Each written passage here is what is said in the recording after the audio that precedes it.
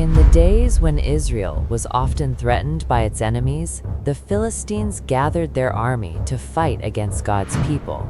They camped on one hill, while the army of Israel stood on the opposite hill, with a valley between them. From the Philistine camp came a warrior named Goliath. He was a giant of a man, tall, heavily armed, and feared by all who saw him.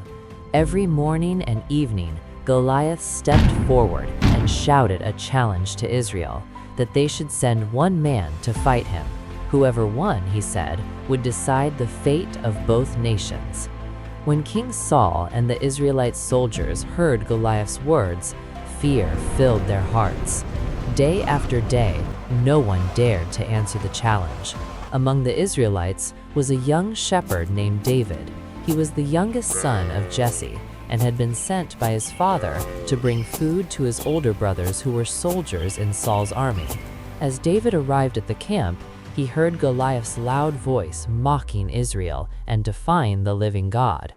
David was troubled by what he heard. He asked the men around him why no one would fight this Philistine who insulted God's people. When word of David's questions reached King Saul, David was brought before him.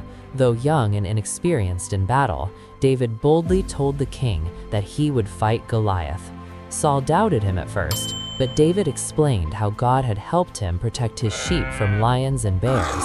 He believed the same God would deliver him from the giant. Saul agreed and offered David his armor, but it was too heavy and unfamiliar. David removed it and chose instead 5 smooth stones from a nearby stream, placing them in his shepherd's bag. With his sling in hand and faith in his heart, David walked toward Goliath. When Goliath saw David, he laughed and mocked him, angry that such a young boy had been sent to fight. But David replied with courage, saying that he came not with sword or spear, but in the name of the Lord. He declared that the battle belonged to God. As Goliath advanced, David ran toward him, took a stone from his bag, and hurled it with his sling. The stone struck Goliath on the forehead, and the giant fell face down to the ground. David ran forward and defeated him, and the Philistines fled in fear.